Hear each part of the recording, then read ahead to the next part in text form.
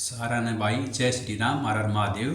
आशा करता हूँ कि सब स्वस्थ होंगे। सह परिवार लंबी अंतराल हो गया भाई। प्रसन्न सरिता का जो वीडियो हो वे निरंतर नहीं आ रही। कई भाई शिकायत भी की, पर्सनल कॉल भी करके कई एक भाई इसने आप निरंतर रखो मन भाई ये इस मारे बंद सी हो गई थी बीच में, क्योंकि व्यू 2 या 4 आ हैं तो वे भाई ने बोले भाई 2-4 व्यू वे मारे हाँ हमने यह चीज़ पसंद है और हम इस चीज़ में देखेंगे। तो फिर दोबारा भोले बाबा की कृपा फिर शुरू करने जा रहे हैं। तो आज एक महत्वपूर्ण विषय लेंगे। अब मतलब 4-5 दिन पहले की ये बात है। तो जकरा चाह रहा था इस चीज़ का अब भाई मौन है वो परमात्मा को प्राप्त करने में किस प्रकार सहायक है, या जो आदमी मतलब परमात्मा की ओर अग्रसर है उसके लिए मौन रहना क्यों महत्वपूर्ण है। तो इस बात में भाई मतलब समझाने के लिए मैं कथा का सहारा लूँगा। वो उस समय की है जब वो शंकराचार्य जी हैं, भगवान की उपाधि दी गई क्योंकि वो परमात्मा के समान हो गए थे। शंकराचार्य जी के समय की बात है। तो साउथ की तरफ दक्षिणी भारत की तरफ एक गांव था। उसमें एक विद्वान पंडित रहते थे। वो वेद पाठ की और पूजा पाठ करने वाले थे। उनका एक ही पुत्र था। वो हमेशा मौन रहता था, ना तो किसी से बोलता था और ना ही बच्चों में खेलता था और ना ही उसकी शास्त्र पढ़ने में या कोई रुचि किसी प्रकार की थी। मतलब वे तनु समझने लगे थे ये गूंगा बहरा है। कते बोल लिया ही और को कुछ भी कह जाओ कोई प्रतिक्रिया नहीं दी उसने।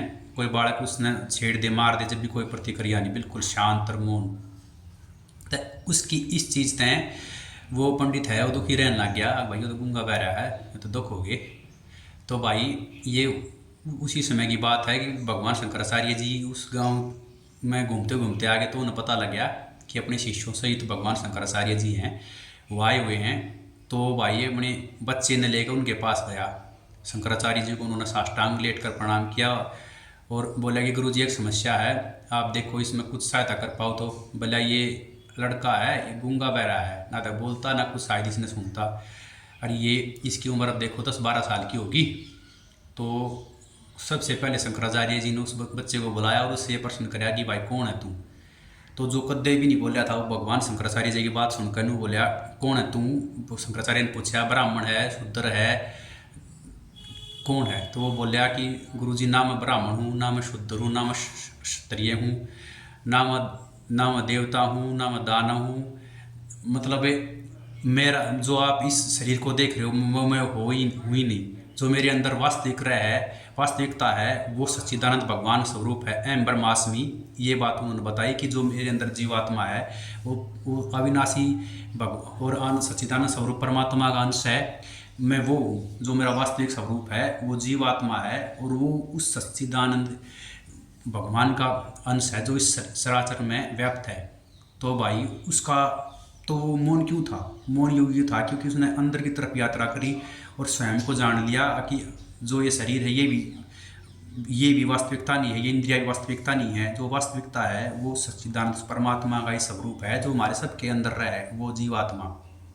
तो फिर शंकराचार्य जी ने उनको ब्राह्मण को बताया कि तुम्हारी पत्नी एक बार जब ये 1.5 साल का था इसको लेकर नहाने के लिए नदी पर गई थी और वहाँ एक सिद्ध श्रेष्ठ योगी की कुटिया थी। उसके पास इसने उसको छोड़ दिया था कि आप योगी जी इसको संभालो तब तक मैं स्नान करके आती हूँ। तो ब्राह्मण ने किया ऐसा ही था। तो बोला वो योगी अपने ध्यान में मग्न हो गया और ये नदी में डूब कर गया था मर। फिर योगी के ध्यान खोली तो उसने देखा ये बच्चा डूब गया नदी में। योगी ने इस बच्चे को निकाल लिया और उस योगी ने इसके जीवात्मा शरीर को छोड़ के चली गई थी।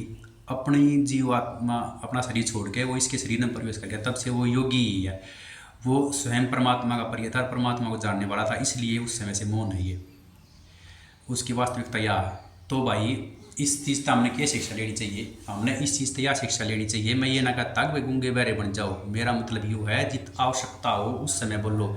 व्यर्थ की चुगलिया में व्यर्थ की बकवासबाजी में जो अपना समय व्यर्थ करें या जो अपनी वाणी व्यर्थ करें हैं वो गलत है, क्योंकि उस समय को आप परमात्मा के चिंतन में लगा सको हो अपनी व्यस्त दिनचर्या में निकाल कर। ये देखिए हम कई इकट्ठे बैठ जाएँ और वे इसी चीज़ पर चर्चा करे रहे हैं, इस चीज़ की बहस चलाए रहे हैं जिसका कोई मतलब ना निकलता और उस पर लंबी वो चल जाए तो उस समय की बर्बादी भी है और वाणी की भी बर्बादी है। तो उस समय में अपने शांत एकांत में बैठ कर अपनी अंदर की तरफ यात्रा करो, अंदर की तरफ जाने का प्रयत्न करो, क्योंकि जो अंदर जीवात्मा है शाश्वत तत्व वही परमात्मा का अंश है। और उसी को खोजने के लिए, उसी को स्वयं को जानने के लिए मनुष्य का जन्म मिला है। क्योंकि और सारी भोग योनियाँ हैं, मनुष्य में ही भगवान ने बुद्धि दी है, ये जो श्रेष्ठ रचना है परमात्मा की। तो ये जन्म इसीलिए मिला है, स्वयं को सबसे पहले जानो कि हमारा वास्तविक स्वरूप क्या है। जो स्वयं को जान जाएगा वो मृत्यु भय से मुक्त हो जाएगा, वो सुख दुख से मुक्त हो जाएगा। उसको पता चल जाएगा कि जो जीवात्मा है वो शाश्वत तत्व है, ना उसको कभी दुख होता है ना सुख होता है। तो मेरा मतलब ये था। तो आशा करता हूँ कि भाई आप इस चीज़ का अर्थ समझ गए होगे।